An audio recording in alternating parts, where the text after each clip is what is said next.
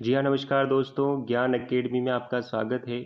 आज हम बात करने वाले हैं हमारे मॉडल पेपर की सीरीज़ में एक और नया पेपर, जिसमें आपके एग्ज़ाम में बनने वाले कुछ और महत्वपूर्ण क्वेश्चन को हम डिस्कस करेंगे। तो बने रहिए वीडियो में लास्ट तक ताकि पूरा वीडियो आपको समझ में आ सके और हर एक क्वेश्चन का आंसर आप दे पाएँ। चलिए अब हम बढ़ते हैं क्वेश्चंस की तरफ और इससे पहले अगर आपको कोई क्वेश्चन आता है और उसका आंसर पता है, तो आप कमेंट बॉक्स में कमेंट ज़रूर करिए। चलिए हम बढ़ते हैं हमारे महत्वपूर्ण बिंदु की तरफ। हमारा जो पहला महत्वपूर्ण बिंदु है वो है कि भारत में पहली रेल कहाँ पे चली थी। तो मुंबई से ठाणे के बीच में पहली रेल चली थी। कब चली थी? तो 1853 में। ये आपको ध्यान में रखना है, कभी कभी एक नंबर का क्वेश्चन पूछ लिया जाता है। दूसरा जो बिंदु है महत्वपूर्ण बिंदु की भारतीय रेलवे की स्थापना किसने की थी, यानी कि भारतीय रेलवे की स्थापना करने वाले का नाम हमें बताना है। तो नाम होगा लॉर्ड डलहौजी। ये भी आपको ध्यान में रखना है। अगला महत्वपूर्ण बिंदु है भारतीय रेलवे की सबसे लंबी रेल लाइन किस राज्य में है। तो उसका आंसर होगा उत्तर प्रदेश में। और अगला जो महत्वपूर्ण बिंदु है वो है भारतीय रेलवे की भारतीय रेलवे का मुख्य कार्यालय कहाँ है। तो उसका आंसर होगा नई दिल्ली में, यानी कि भारतीय रेलवे का मुख्य कार्यालय नई दिल्ली में है। चलिए अब हम बढ़ते हैं क्वेश्चंस की तरफ। हमारा जो पहला क्वेश्चन है वो देखते हैं। हमारा क्वेश्चन नंबर 2 है। चलिए दोस्तों हमारा क्वेश्चन देखते हैं। क्वेश्चन नंबर 2 है, भारतीय रेलवे द्वारा उपयोग की जाने वाली कवच प्रणाली निम्नलिखित में से किससे संबंधित है। हमें बताना है कि कवच प्रणाली का यूज़ कहाँ पे किया जाता है। चलिए ऑप्शन देखते हैं। पहला ऑप्शन है वो है ट्रेनों की गति को नियंत्रण करने में। दूसरा ऑप्शन है वो है टक्कर रोधी परीक्षण करने के लिए। तीसरा ऑप्शन है वो है स्टेशनों के बीच में संचार को बढ़ाने के लिए। और चौथा जो हमारा ऑप्शन है वो है कि उपयुक्त में से कोई नहीं। तो इस क्वेश्चन का आंसर आप कमेंट बॉक्स में बताइए। तो इसका आंसर है टक्कर रोधी परीक्षण करने के लिए, यानी कि दो ट्रेनें जो कि एक ही पटरी पर आ रही है उनको टक्कर से बचाने के लिए कवच सिस्टम का यूज़ किया जाता है। कवच सिस्टम में रेडियो तरंगों का यूज़ किया जाता है। रेडियो तरंगों के यूज़ के माध्यम से हमें पता चलता है कि कितनी दूर कौन सी ट्रेन आ रही है, तो उसके माध्यम से ट्रेनों को रोका जाता है। तो टक्कर रोधी परीक्षण करने के लिए कवच सिस्टम का यूज़ किया जाता है ताकि दो ट्रेनों के बीच में दुर्घटना नहीं हो गए। तो इस तरह से आपको ध्यान में रखना है। चलिए हमारा अगला क्वेश्चन देखते हैं दोस्तों। अगला क्वेश्चन है क्वेश्चन नंबर 3। नर्तकी की कांस्य की मूर्ति किस स्थल से प्राप्त हुई है। हमें बताना है कि किस सिंधु घाटी स्थल से हमें नर्तकी की कांस्य की मूर्ति प्राप्त हुई है। चलिए ऑप्शन देखते हैं। पहला जो हमारा ऑप्शन है वो है मोहनजोदड़ो। दूसरा ऑप्शन है वो है कालीबंगा। तीसरा ऑप्शन है वो है धोलावीरा और चौथा ऑप्शन है हड़प्पा। तो इस क्वेश्चन का करेक्ट आंसर आप कमेंट बॉक्स में बताइए दोस्तों। तो इसका राइट आंसर होगा मोहनजोदड़ो। तो मोहनजोदड़ो से हमें कांस्य की मूर्ति मिली है जो कि द्रविड़ मोम विधि से बनाई गई है। तो ये आपको ध्यान में रखना है। चलिए बात करते हैं मोहनजोदड़ो से और क्या क्या मिला है हमें। तो विशाल अन्नागार के संकेत मिले हैं, यानी कि अन्नागार मिला है, स्नान गृह मिला है। ये सारी चीज़ें जो हमें मोहनजोदड़ो से मिली है। अगर बात करें कालीबंगा से हमें क्या मिला है, तो जोते हुए खेतों के अवशेष हमें कालीबंगा से मिले हैं। जोते हुए खेत प्लस अग्निकुंड भी हमें कालीबंगा से मिले हैं। चलिए अगर बात करते हैं धोलावीरा की, तो विशाल स्टेडियम के संकेत हमें धोलावीरा से मिलते हैं, यानी कि बड़ा स्टेडियम होने के संकेत स्टेडियम मिला है कहाँ से, धोलावीरा से। बात करते हैं हड़प्पा की, तो हड़प्पा जो है फर्स्ट खोजा गया सिंधु घाटी स्थल है। तो ये सारी चीज़ें आपको ध्यान में रखनी है। किसी भी तरह से आपके एग्जाम में क्वेश्चन पूछा जा सकता है। चलिए दोस्तों अगला क्वेश्चन देखते हैं। अगला क्वेश्चन है क्वेश्चन नंबर 4। सिंधु सभ्यता के किस स्थल में जल निकास प्रणाली का अभाव पाया जाता है। यानी कि यहाँ पे जो ऑप्शन दिए हैं इनमें से कहाँ पे जल निकास प्रणाली नहीं थी वो हमें बताना है। तो पहला ऑप्शन है कोडदीजी। दूसरा ऑप्शन है बनावली। तीसरा ऑप्शन है कालीबंगा। चौथा ऑप्शन है धोलावीरा। तो हमारा जो क्वेश्चन का राइट आंसर होगा वो होगा कालीबंगा। अन्य तीनों स्थल से हमें जल निकासी के प्रमाण मिले हैं, यानी कि जल निकास प्रणाली का पाई गई है, लेकिन कालीबंगा से हमें जल निकास प्रणाली का अभाव है, वहाँ पे जल निकास प्रणाली नहीं मिली है। तो ये आपको ध्यान में रखना है। हमारा करेक्ट आंसर होगा ऑप्शन नंबर 3। चलिए दोस्तों अगला क्वेश्चन देखते हैं। चलिए दोस्तों अगला क्वेश्चन देखते हैं। क्वेश्चन नंबर 5 जो है, रेल इंजन का आविष्कारक कौन था? हमें बताना है कि रेल के इंजन का आविष्कार किसने किया था, उस व्यक्ति का नाम हमें बताना है। चलिए हम ऑप्शन को देखते हैं। पहला जो हमारा ऑप्शन है वो है चार्ल्स बेबेज, दूसरा ऑप्शन है वो है जॉर्ज स्टीफेंसन, तीसरा ऑप्शन है वो है जेम्स वॉट, और चौथा ऑप्शन है उपयुक्त में से एक से अधिक। मतलब इन तीनों में से एक से अधिक आंसर हो सकता है। तो हमारा जो इस क्वेश्चन का करेक्ट आंसर है वो है जॉर्ज स्टीफेंसन, यानी कि ऑप्शन नंबर 2 जो है हमारा राइट आंसर है। तो रेल इंजन के आविष्कारक का नाम है जॉर्ज स्टीफेंसन। इन्होंने 1814 में रेल इंजन का डिजाइन पूरा किया था, और इन्हीं को कहा जाता है रेलवे के पितामह, यानी कि रेलवे के पितामह भी इन्हीं को कहा जाता है। तो इस तरह से आपको ध्यान में रखना है। चलिए दोस्तों अगला क्वेश्चन देखते हैं, क्वेश्चन नंबर 6। अगला क्वेश्चन है, जय जवान जय किसान का उद्घोष किसने किया है? इस क्वेश्चन का आंसर आप कमेंट बॉक्स में बताइए दोस्तों कि जय जवान जय किसान का उद्घोष किन्होंने किया था। तो हमारा ऑप्शन देखते हैं। पहला ऑप्शन है महात्मा गांधी, दूसरा ऑप्शन है वो है जवाहरलाल नेहरू, तीसरा ऑप्शन है अटल बिहारी वाजपेयी, और चौथा ऑप्शन है लाल बहादुर शास्त्री। तो हमारे क्वेश्चन का करेक्ट आंसर होगा वो होगा लाल बहादुर शास्त्री, यानी कि हमारे क्वेश्चन का राइट आंसर है लाल बहादुर शास्त्री जी ने जय जवान जय किसान का नारा दिया था। चलिए दोस्तों अगला क्वेश्चन देखते हैं। अगला क्वेश्चन है क्वेश्चन नंबर 7। भारत के किस राज्य में रेलवे लाइन नहीं है? यानी कि हमें उस राज्य का नाम बताना है जहाँ पर रेलवे लाइन नहीं है।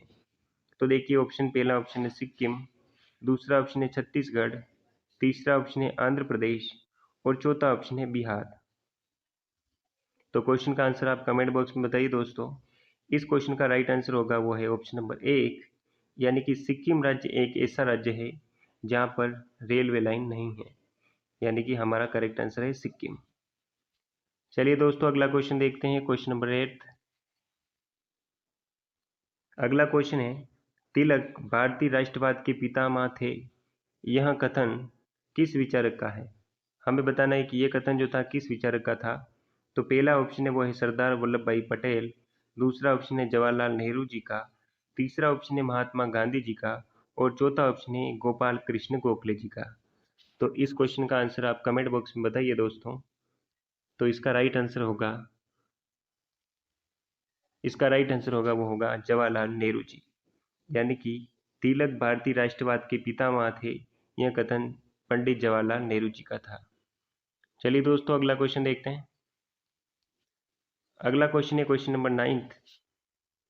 प्रसिद्ध नाटक नील दर्पण के लेखक थे, तो नील दर्पण नाटक के लेखक कौन थे वो हमें बताना है।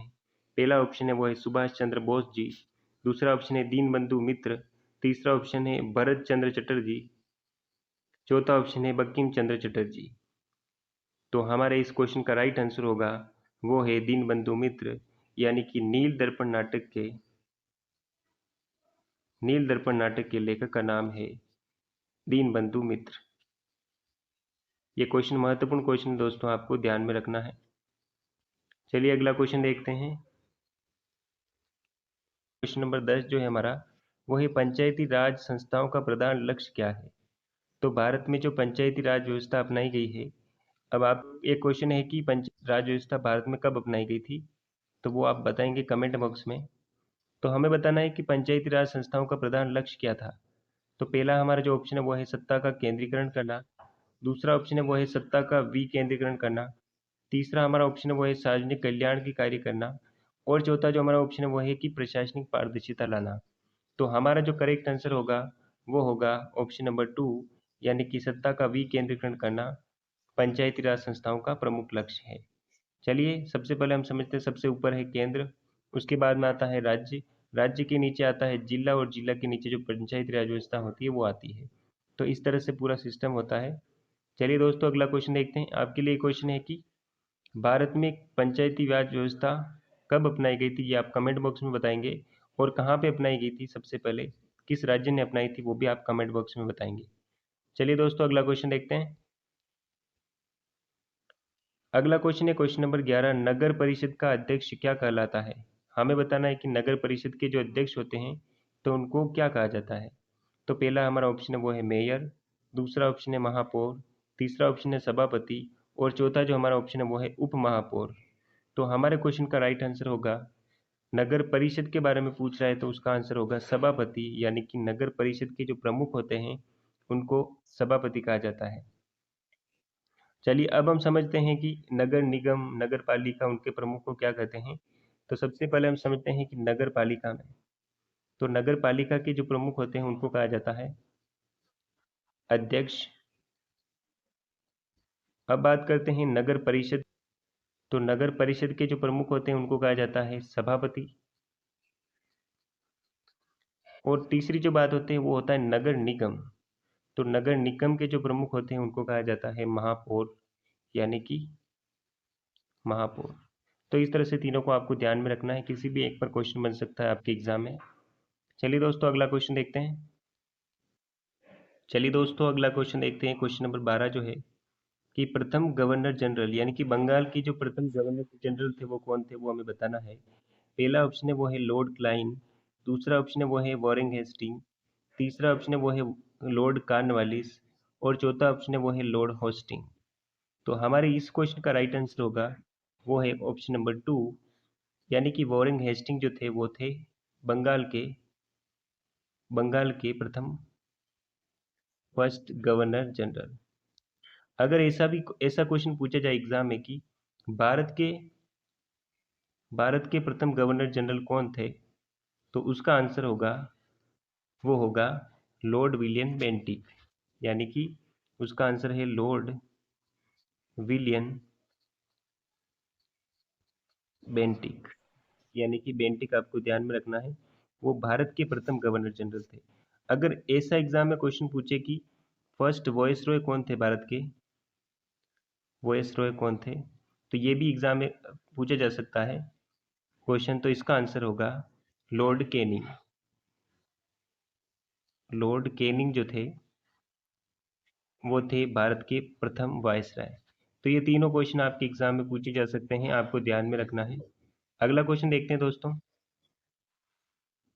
सबसे ऊंचा पर्वत शिखर है, उसका नाम है अनाईमुड़ी।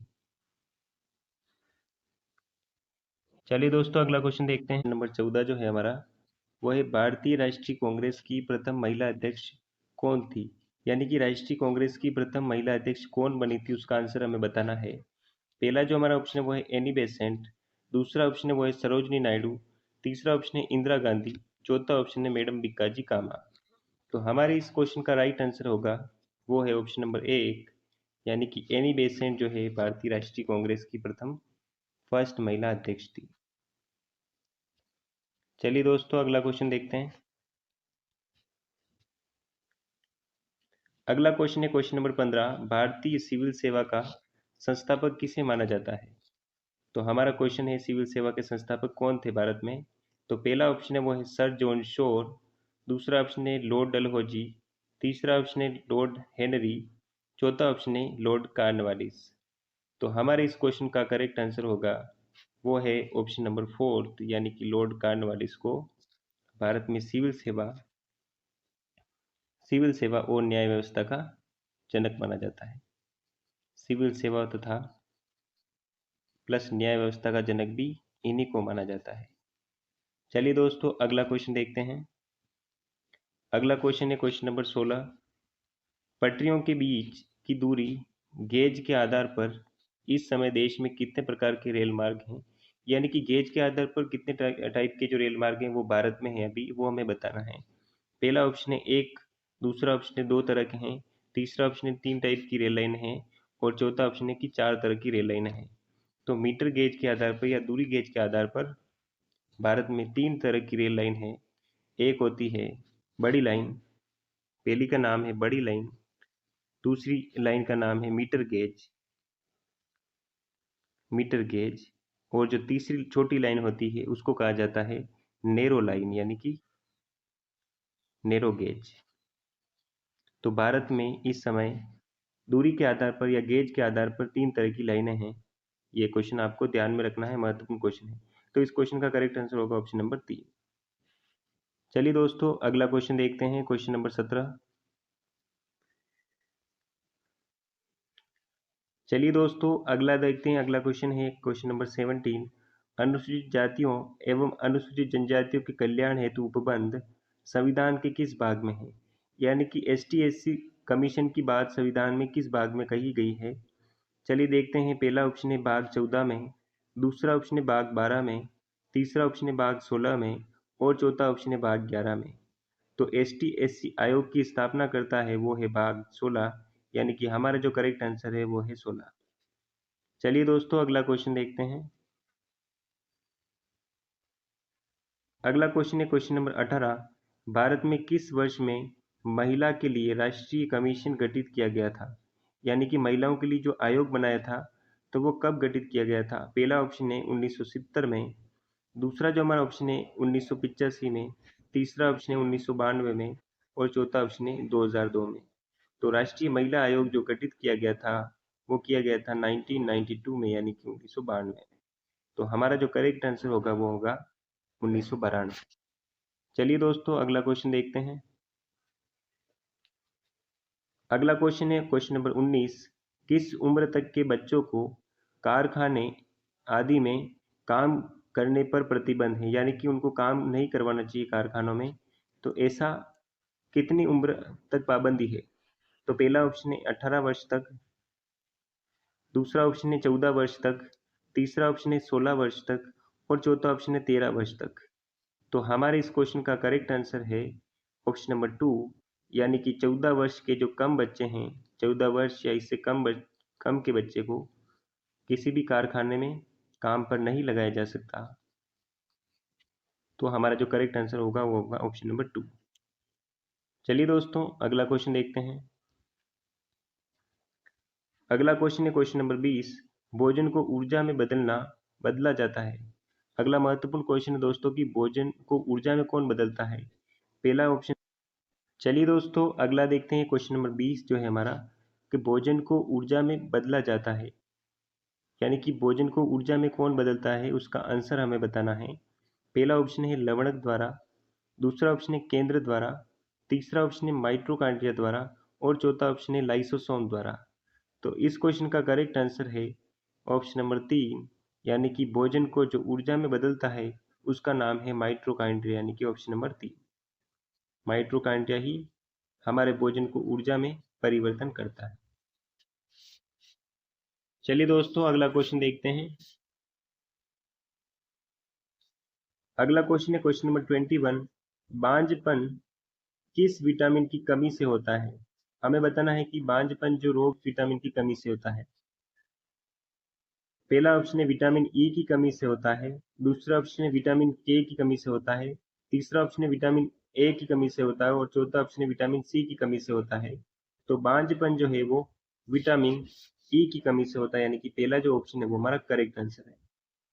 चलिए दोस्तों अगला क्वेश्चन देखते हैं। अगला क्वेश्चन है क्वेश्चन नंबर 22। कोशिका का शक्ति ग्रह कहा जाता है। तो कोशिका का शक्ति ग्रह किसे माना जाता है उसका आंसर हमें बताना है। पहला ऑप्शन है लवक को, पहला ऑप्शन है लवक को, दूसरा ऑप्शन है लाइसोसोम को, तीसरा ऑप्शन है माइटोकॉन्ड्रिया को और चौथा ऑप्शन है उपयुक्त या उपरोक्त सभी। चौथा जो ऑप्शन है वो है उपरोक्त सभी। तो इस क्वेश्चन का हमारा करेक्ट आंसर है वो है माइटोकॉन्ड्रिया, यानी कि कोशिका का शक्ति ग्रह कहा जाता है माइटोकॉन्ड्रिया को। चलिए दोस्तों अगला क्वेश्चन देखते हैं। Question number 23। जॉन अहमद का भाई है, रमा जॉन की बहन है, धर्मेंद्र शबाना का भाई है और शबाना अहमद की पुत्री है। तो बताइए कि धर्मेंद्र का चाचा कौन है? हमें बताना है कि धर्मेंद्र के जो अंकल होंगे तो वो कौन होंगे। तो देखिए इस क्वेश्चन को कैसे करना है। हमें दिया है जॉन जो है अहमद का भाई है, यानी कि यहाँ पे लिखेंगे हम जॉन, वो भाई है किसका? अहमद का। रमा जॉन की बहन है, यानी कि जॉन की बहन है वो है रमा। अगर बात करें अहमद की बहन है कौन है तो वो भी है रमा। अगली लाइन है धर्मेंद्र शबाना का भाई है, यानी कि धर्मेंद्र जो है वो भाई है किसका? शबाना का। क्योंकि ये दोनों भाई बहन है तो इनको इस तरह से लिखना है। अगली लाइन है शबाना अहमद की पुत्री है। तो अहमद की पुत्री कौन है? वो है शबाना। तो अहमद का पुत्र कौन हुआ? वो हुआ धर्मेंद्र, क्योंकि धर्मेंद्र और शबाना दोनों भाई बहन हैं। अब बात करेंगे धर्मेंद्र के अंकल की। तो हमें पता पड़ रहा है क्योंकि अहमद और जॉन दोनों भाई भाई हैं, तो धर्मेंद्र के जो अंकल हुए वो हुए जॉन। धर्मेंद्र के अंकल हुए वो है जॉन। अगर बात करेंगे शबाना के अंकल कौन है, तो वो भी है जॉन। धर्मेंद्र की बुआ की अगर बात पूछता तो उसका आंसर होगा रमा। तो ऐसा भी क्वेश्चन बन सकता था कि धर्मेंद्र की बुआ कौन है, तो उसका आंसर हो जाता रमा। अभी हमारे क्वेश्चन का आंसर है कि धर्मेंद्र के चाचा कौन है, तो धर्मेंद्र के चाचा का नाम है वो है जॉन, यानी कि ऑप्शन नंबर 1 जो है हमारा करेक्ट आंसर है। चलिए दोस्तों अगला क्वेश्चन देखते हैं। अगला क्वेश्चन है क्वेश्चन नंबर 24। किसी माह के 3 जनवरी को शुक्रवार पड़ता है, तो इस वर्ष के 2 फरवरी को कौन सा दिन होगा? हमें वह निकालना है कि इसी वर्ष के 2 फरवरी को कौन सा दिन होगा। पहला ऑप्शन है शनिवार, दूसरा है रविवार, तीसरा है सोमवार और चौथा जो हमारा ऑप्शन है वो है मंगलवार। तो देखिए इस क्वेश्चन को कैसे करते हैं, क्योंकि 3 जनवरी को जो दिन है वो है शुक्रवार, और हमारे पास में जनवरी में जो टोटल दिन होते हैं वो होते हैं 31। तो 3 दिन अगर निकाल लेते हैं तो हमारे पास में विषम दिन बचते हैं वो है 28। अब हमें जाना है फरवरी में। तो फरवरी में ही वो हमें विषम दिन देखना है। तो फरवरी में जो विषम दिन होंगे वो होंगे +2।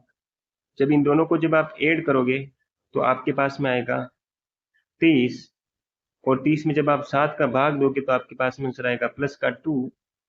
यानी कि अगला विषम दिन कौन सा होगा? तो शुक्रवार के बाद एक विषम दिन यानी कि शनिवार, और शनिवार में एक और विषम दिन जोड़ोगे तो आपके पास में आंसर आएगा वो है रविवार। यानी कि हमारा जो करेक्ट आंसर होगा वो ऑप्शन नंबर 2 होगा।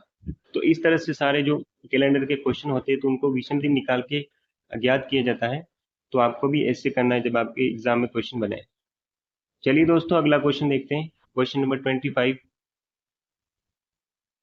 क्वेश्चन है 25, प्रथम 10 विषम संख्याओं का योगफल कितना होगा? हमें बताना है कि फर्स्ट जो 10 विषम संख्या होती है तो उनका योगफल कितना होगा। तो आपको विषम संख्या पता होना चाहिए।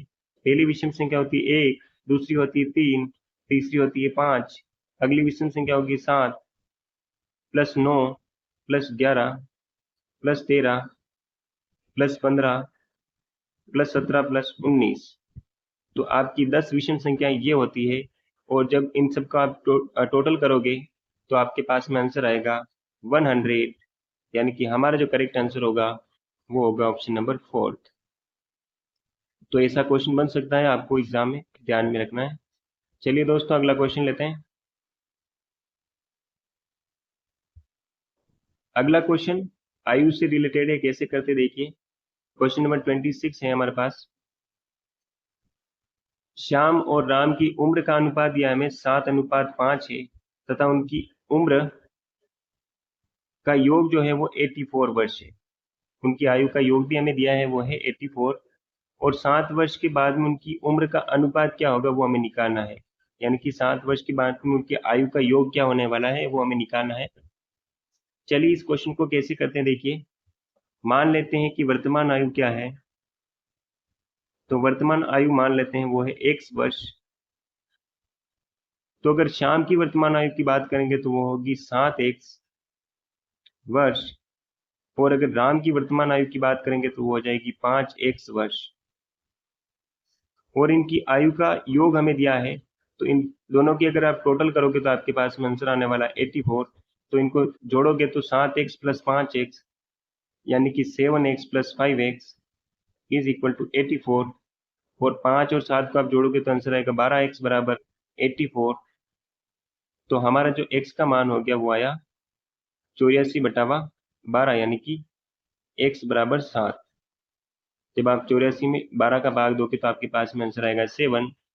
अब हम दोनों की आयु निकाल लेते हैं। तो 7 × 7, तो शाम की आयु हो जाएगी 7 × 7 यानी कि 49, यानी कि 49 वर्ष। और अगर राम की आयु की बात करेंगे तो 5 × 7 यानी कि 35 वर्ष इन दोनों की आयु है वर्तमान में।